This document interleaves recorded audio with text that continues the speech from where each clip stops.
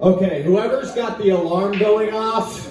I checked mine. All right, please, everybody in the audience, individually make sure that you're. All right, I think it's taken care of. Woo! Teamwork, motherfuckers!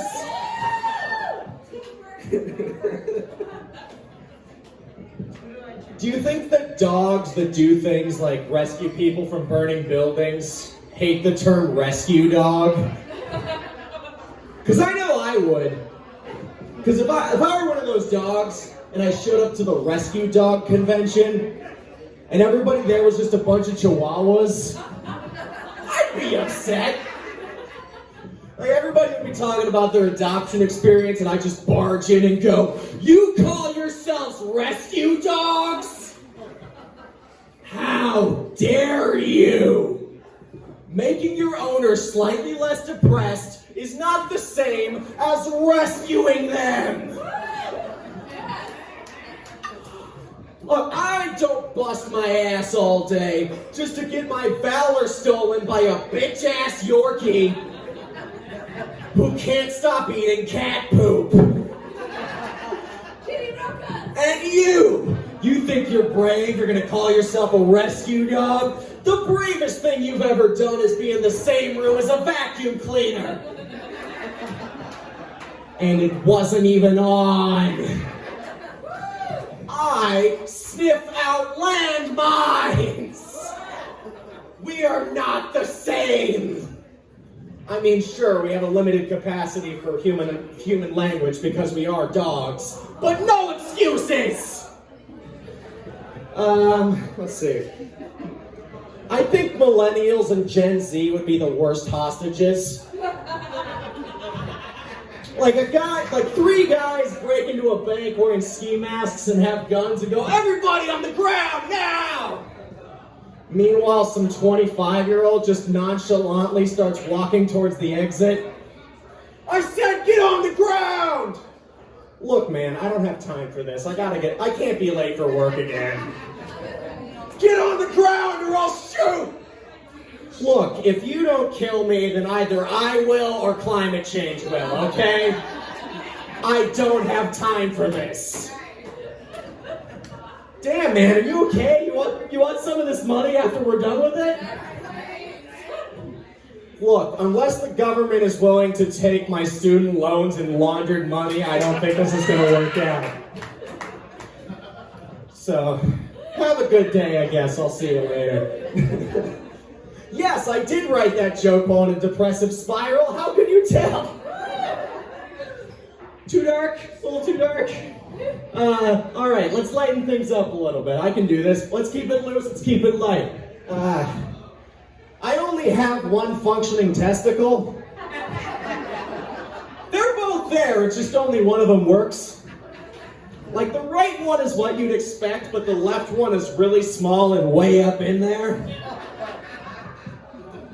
Now, this isn't a problem in my everyday life. It's not even a problem in my sexual life. But none of you have had to tell multiple female doctors the phrase, "Yes, I have a left testicle, you're just not looking hard enough." Multiple female doctors. You know how the stereotype is, "Oh, men can't find the clitoris. Women cannot find my left testicle." Even with medical training. So who's got it worse now, huh? Women still have it worse. It's not a great comparison. I don't need my left nut to come. It's not a great comparison. So, the reason that my balls are like this, the reason I'm in this scrotal situation, if you will, is because I had an undescended testicle when I was a baby, and they had to surgically put it back into place. But I think they must have fucked up at some point during the surgery, because when I hit puberty, right one dropped and got bigger, left one, exactly the same. It is exactly the same as when I was a baby. Now, I did not tell people this for the longest time, because, it's embarrassing for me, I'm sure it's weird as hell for you all to hear about. And also saying the phrase, "I have a child's testicle inside of me." It's a very easy way to get arrested. So, I'm going to try and avoid that. And I know I wouldn't do well in prison, alright? Especially with the nickname Cody One Ball. Actually, I know for a fact I wouldn't do well in prison, because whenever I tell this joke, other comedians come up and try and ask to see or feel my balls. They borderline sexually harass me out of curiosity. And the point is, I don't think that situation's gonna get any better when I'm surrounded by actual sex offenders. Well, convicted sex offenders. We are in comedy after all. Sorry, spoilers if you didn't know. A lot of comics are terrible people. Not me though, trust me, give me your money.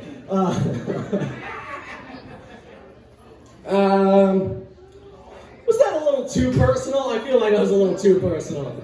All right. Anyway, I'm gonna pull it back a little bit. I'll tell you a little bit about me, but not as in graphic detail. So I've lived in Oregon for my entire life, with the exception. I don't think that's worth applauding. I didn't have a choice for most of it. I was a minor for most of it. It's not like I had a choice, but. So Oregon my whole life, with the exception of a single year that I lived in Boston. And the people of Boston are not what I'm used to. They are very blunt. They'll let you know exactly how they feel about you. Now most people don't like this. They think it's rude. But I, as you may have noticed, am not a normal person. For many reasons, one of which I am autistic. And as an autistic person, do you realize how nice it is to live in a place where people give clear social signals? Aggressive is so much easier than passive aggressive. Alright, now if you haven't lived on both coasts, you're probably wondering what I'm talking about. And I can tell you, I'll give you examples for both. I'll start with the West Coast. And if you're from the East Coast, don't worry, I will get to you. But y'all already get shit 3 hours before the rest of us. Yeah, you can be patient for once in your goddamn lives. Alright. So, West Coast. Let's say you're getting on like a crowded bus or train. It's got like 2 seats left. What you gotta do, if you want to sit down, is look at the empty seat, look at the person next to it, very publicly look around the rest of the bus to make sure there's nobody more worthy of the seat than you. And then ask the person sitting next to it, "Hey, do you mind if I sit here?" And if they're okay with it, then you sit down. On the East Coast, you just sit down. Can you imagine a simple solution to a simple problem? Can you? And you want to know how I know the East Coast is different? I could actually have friends on the East Coast. Alright? Because if you're autistic, you can't have West Coast friends. Because people out here will hang out with you even if they don't like you. And they'll just ignore your texts and space out when you talk until you get the hint.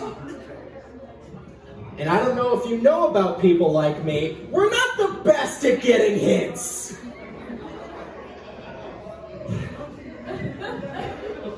Like, it genuinely frustrates me how much better the East Coast is at this.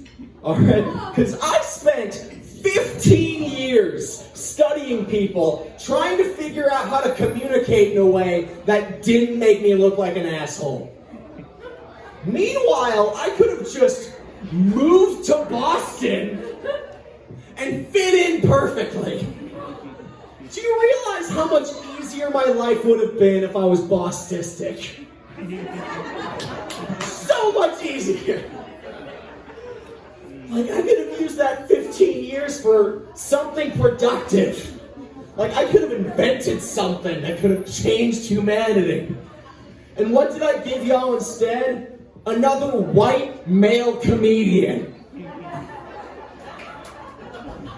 Congratulations.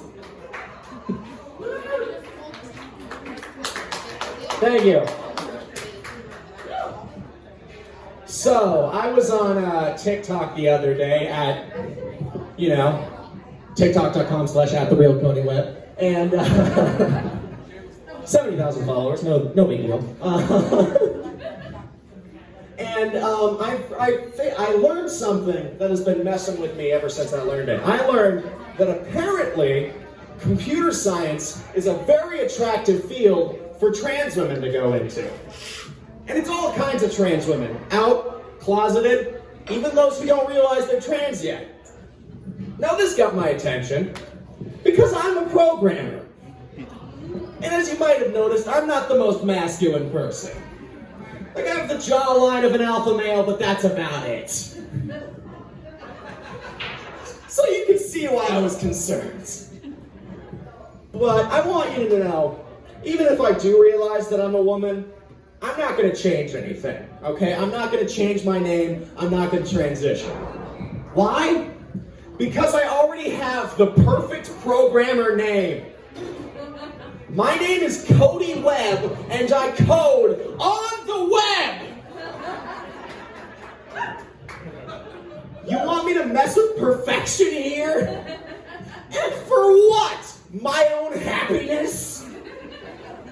I mean, sure, I'd cry myself to sleep every night knowing that I could never be my true self in front of anyone I care about, but you could look at my name tag and know what my job is, and that makes it worth it! Fuck my mental health! If I cared about my mental health, I never would have become a comedian in the first place. That's how it works, right? You become a comedian and then develop clinical depression? Yeah, I'm pretty sure I got the order right on that one. Alright, I think I'm going to end off on this. Heroin's a big problem. I've only got a minute left. I'm sure I can solve this crisis. Heroin's a big problem, especially in rural areas, like farms. But you'll never hear about it because they keep hiding their needles in the haystack. Oh, now you tell me that's the kind of shit you're here for. Why did I turn the mic off during my speaking? I don't know. Who fucking cares at this point? I've got like 30 seconds left. I can burn all the bridges I want. All right, thank you very much. Let's give it up for James Black.